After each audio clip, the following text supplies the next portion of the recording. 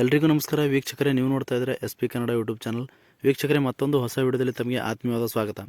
ವೀಕ್ಷಕರೇ, ಇವತ್ತಿನ ಈ ವಿಡಿಯೋದಲ್ಲಿ ಏನು ತಿಳಿಸ್ಕೊಡ್ತಾ ಇದ್ದೀನಿ ಅಂದರೆ, ವೀಕ್ಷಕರೇ, ಯಾವ ರೀತಿ ಒಂದು ಮತದಾರರ ಪಟ್ಟಿ ಅಂತಂದರೆ ನಿಮ್ಮ ಒಂದು ಮತಕ್ಷೇತ್ರದ ಮತದಾರರ ಪಟ್ಟಿ ಯಾವ ರೀತಿ ಡೌನ್ಲೋಡ್ ಮಾಡೋದು ಅಂತ ಈ ವಿಡಿಯೋದಲ್ಲಿ ಸಂಪೂರ್ಣವಾಗಿ ತಿಳಿಸ್ಕೊಡ್ತೀನಿ. ಬನ್ನಿ ಸ್ನೇಹಿತರೆ.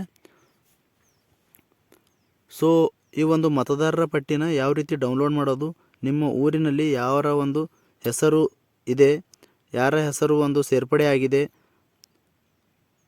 ನಿಮ್ಮ ಊರಿನಲ್ಲಿ ಎಷ್ಟು ಒಂದು ವೋಟಿಂಗ್ ಇದೆ, ಸೊ ಈ ರೀತಿಯಾಗಿ ಒಂದು ಸಂಪೂರ್ಣವಾದ ಒಂದು ಮಾಹಿತಿಯನ್ನು ಒಂದು ಮತದಾರರ ಪಟ್ಟಿಯಿಂದ ನೀವು ಕೂಡ ತಿಳಿದುಕೊಳ್ಳಬಹುದು. ಸೊ ನಿಮ್ಮ ಒಂದು ಊರಿನ ಒಂದು ಮತದಾರರ ಪಟ್ಟಿಯನ್ನು ಯಾವ ರೀತಿ ಒಂದು ನೋಡಬೇಕು ಅಂತಂದರೆ, ನೀವು ಮೊದಲನೇದಾಗಿ ವೀಕ್ಷಕರೇ,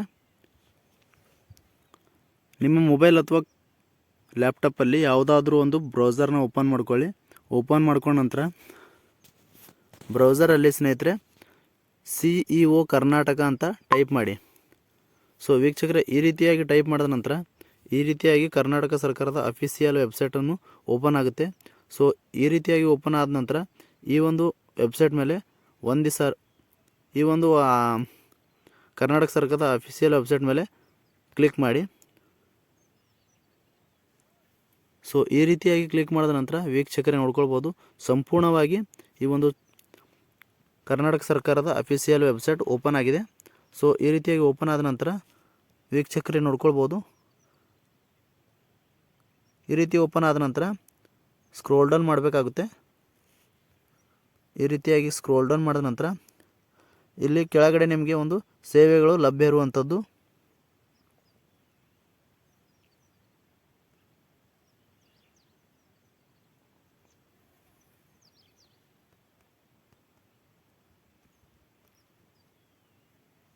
ಸೊ ವೀಕ್ಷಕರೇ ನೋಡ್ಕೊಳ್ಬೋದು, ಇಲ್ಲಿ ಲ್ಯಾಂಗ್ವೇಜ್ ಕೂಡ ಒಂದು ಸೆಲೆಕ್ಟ್ ಮಾಡ್ಕೊಳ್ಬೋದು.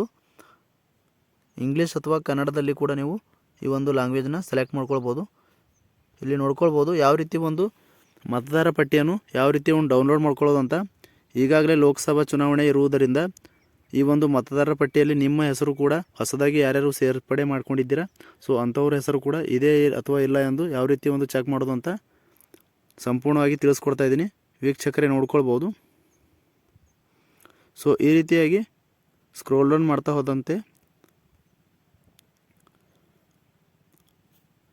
ಸೊ ವೀಕ್ಷಕರೇ ನೋಡ್ಕೊಳ್ಬೋದು, ನನ್ನ ಅಗತ್ಯ ಅನ್ನುವ ಒಂದು ಆಪ್ಷನ್ ಕೆಳಗಡೆ ಸುಮಾರು ಆಪ್ಷನ್ಗಳು ಕಾಣ್ತಿರ್ಬೋದು. ವೀಕ್ಷಕರೇ, ಇಲ್ಲಿ ಒಂದು 4ನೇ ಆಪ್ಷನಲ್ಲಿ ಮತದಾರರ ಪಟ್ಟಿ ವೀಕ್ಷಣೆ ಅಂತ ಇದೆ. ಸೊ ಈ ಒಂದು ಮತದಾರರ ಪಟ್ಟಿ ವೀಕ್ಷಣೆ ಈ ಆಪ್ಷನ್ ಮೇಲೆ ಕ್ಲಿಕ್ ಮಾಡಿ.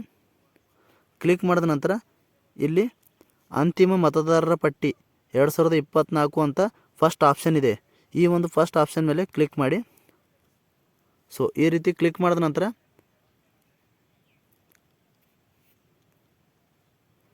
ಈ ರೀತಿಯಾಗಿ ಸಂಪೂರ್ಣವಾಗಿ ಒಂದು ಹೊಸ ಪೇಜ್ ಓಪನ್ ಆಗಿರುವಂಥದ್ದು. ಸೊ ಈ ರೀತಿಯಾಗಿ ಹೊಸ ಪೇಜ್ ಓಪನ್ ಆದ ನಂತರ ವೀಕ್ಷಕರೇ ಇಲ್ಲಿ ನೋಡ್ಕೊಳ್ಬೋದು, ನಿಮ್ಮ ಒಂದು ಯಾವ ಡಿಸ್ಟಿಕ್ ಇರುತ್ತೆ ಆ ಡಿಸ್ಟಿಕ್ನ ಸೆಲೆಕ್ಟ್ ಮಾಡ್ಕೊಳ್ಳಿ.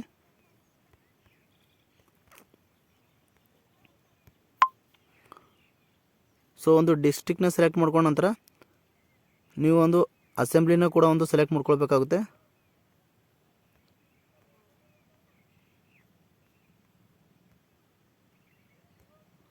ಸೊ ಈ ರೀತಿಯಾಗಿ ಒಂದು ಅಸೆಂಬ್ಲಿನ ಸೆಲೆಕ್ಟ್ ಮಾಡ್ಕೊಂಡ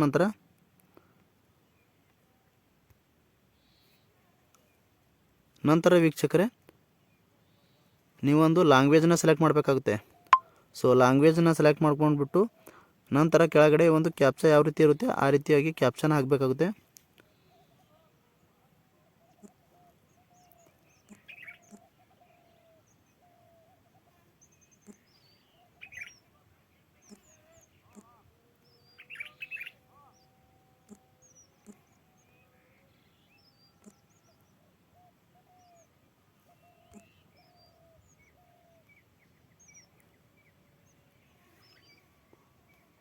ಸೊ ಈ ರೀತಿಯಾಗಿ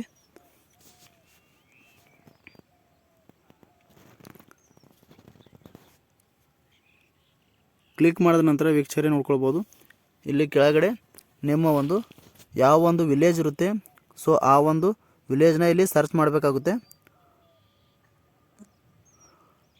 ಸೊ ನಿಮ್ಮ ಒಂದು ಯಾವ ವಿಲೇಜ್ ಇರುತ್ತೆ ಆ ಒಂದು ವಿಲೇಜ್ನ ಸರ್ಚ್ ಮಾಡಿಬಿಟ್ಟು ಸೊ ನೀವೊಂದು ಯಾವ ಒಂದು ವಿಲೇಜ್ನ ಸರ್ಚ್ ಮಾಡ್ತೀರಾ, ಸೊ ಕೆಳಗಡೆ ಆಪ್ಷನಲ್ಲಿ ಆ ಒಂದು ವಿಲೇಜ್ನ ಸಂಪೂರ್ಣವಾಗಿ ಒಂದು ನಿಮ್ಮ ವಿಲೇಜ್ನ ಒಂದು ಮತದಾರ ಪಟ್ಟಿ ಕೂಡ ಒಂದು ತೋರಿಸ್ತಾ ಇದೆ ಸ್ನೇಹಿತರೆ. ಸೊ ಆ ಒಂದು ಮತದಾರ ಪಟ್ಟಿಯನ್ನು ನೀವು ಡೌನ್ಲೋಡ್ ಮಾಡಿಕೊಂಡು ಈಗಾಗಲೇ ಹೊಸದಾಗಿ ಯಾರ್ಯಾರು ಒಂದು ಮತದಾರ ಪಟ್ಟಿಯಲ್ಲಿ ಹೆಸರು ಸೇರ್ಪಡೆ ಮಾಡಿದ್ದಾರೆ, ಸೊ ನಿಮ್ಮ ಊರಿನ ಒಂದು ಮತದಾರ ಪಟ್ಟಿಯಲ್ಲಿ ಎಷ್ಟು ಒಂದು ಮತದಾರರ ಸಂಖ್ಯೆ ಇದೆ ಅಂತ ಎಲ್ಲ ಕೂಡ ಒಂದು ನೀವು ಸುಲಭವಾಗಿ ವೀಕ್ಷಣೆ ಮಾಡ್ಬೋದು ವೀಕ್ಷಕರೇ. ಸೊ ಈ ರೀತಿಯಾಗಿತ್ತು ಒಂದು ಮತದಾರರ ಒಂದು ಪಟ್ಟಿ ಯಾವ ರೀತಿ ಡೌನ್ಲೋಡ್ ಮಾಡೋದು ಅಂತ ಸಂಪೂರ್ಣವಾಗಿ ತಿಳಿಸ್ಕೊಟ್ಟಿದ್ದೀನಿ. ಸೊ ಈ ಮಾಹಿತಿ ತಮಗೆ ಉಪಯುಕ್ತ ಅನಿಸಿದರೆ ನಮ್ಮ ಚಾನಲ್ನ ಸಬ್ಸ್ಕ್ರೈಬ್ ಮಾಡಿ, ಲೈಕ್ ಮಾಡಿ, ಶೇರ್ ಮಾಡಿ ಅಂತ ಹೇಳುತ್ತಾ, ಸೊ ಮುಂದೆ ಕೂಡ ಇದೇ ರೀತಿಯಾಗಿ ಯೂಸ್ಫುಲ್ ಆದಂಥ ಒಂದು ಕಂಟೆಂಟ್ಗಳು ನಮ್ಮ ಚಾನಲ್ ಮೇಲೆ ಬರ್ತಾ ಇರ್ತವೆ.